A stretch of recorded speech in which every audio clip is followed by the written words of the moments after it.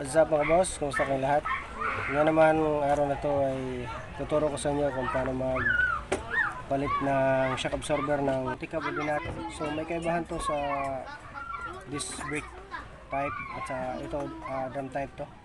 Kaya papakita namin kung paano magpalit ng shock absorber ng multicab. So tara! So pag nagtanggal kayo ng shock absorber, no, kailangan dyan sa gitna nyo ilagay dyan sa kanyang cross member, dahil hindi pwede nyo ilagay yung jack sa kanyang arm dahil doon nakakabit yung shock absorber. So taas lang natin to, tapos pagsabayin natin yung dalawa na tanggalin natin yung shock absorber.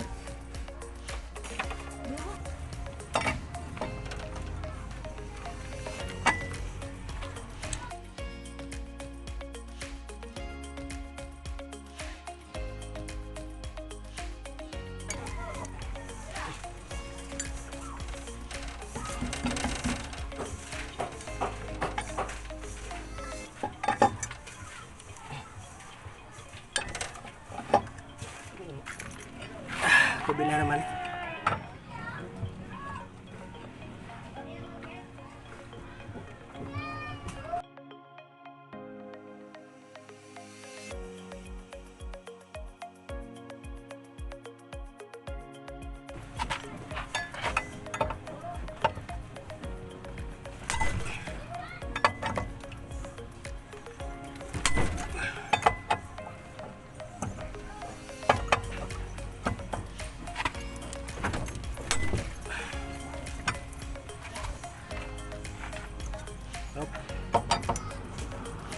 Huwag mo lang lahatin.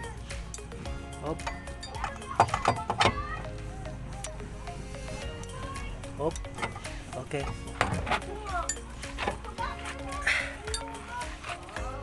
Nilipat pala namin sa gilid yung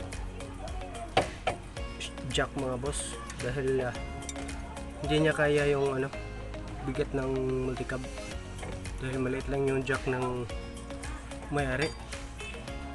So isa-isahin lang namin. Ito muna ang unahin namin sa right side. Ito yung shock absorber mga boss. Ayun o, putok na siya. Kailangan na balitan.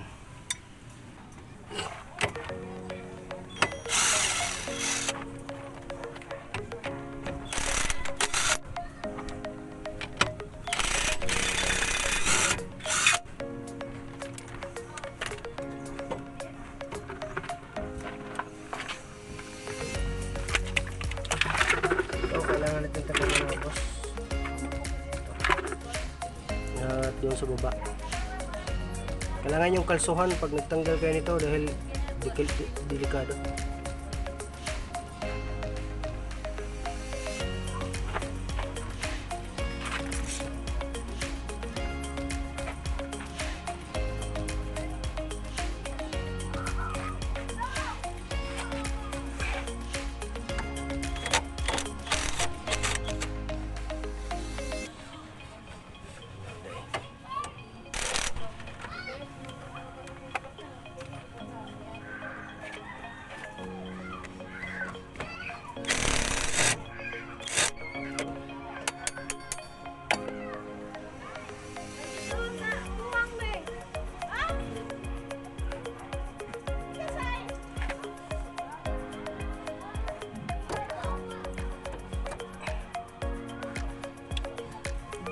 Ito siya mga boss, kailangan namin tanggalin to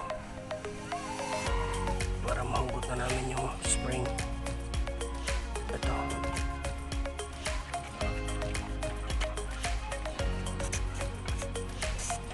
Lagyan natin ng WD-40 para madaling matanggal.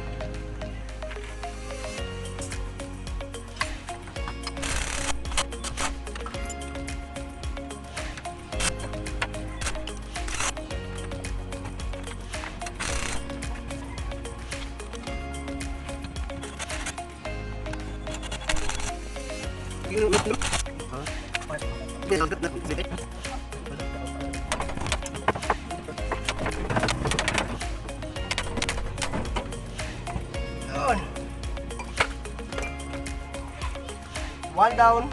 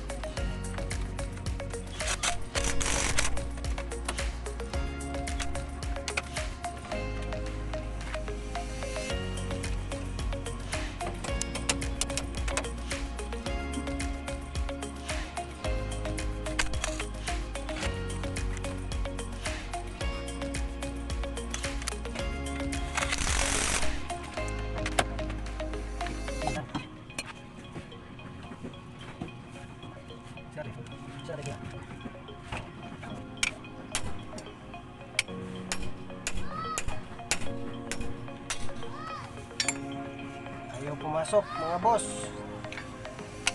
Yan, gawin natin.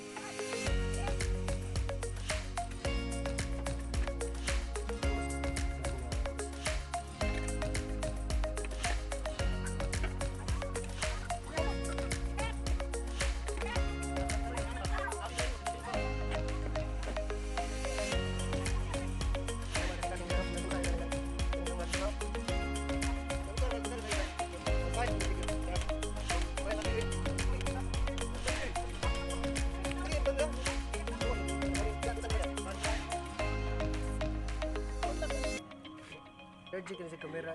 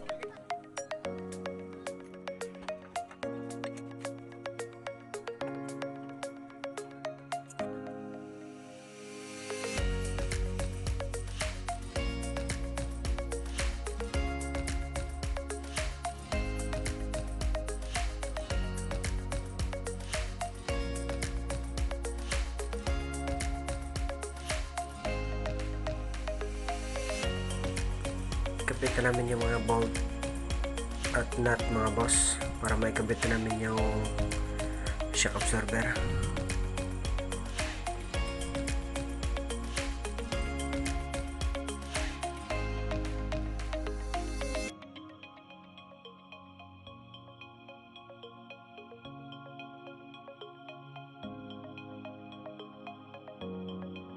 Tapos na mga boss, ito yung right side at ito yung left side. At salamat sa panonood mga boss. Huwag kalimutang mag-subscribe at i-click ang bell button para ma-notify kayo sa susunod naming mga video upload. Salamat mga boss.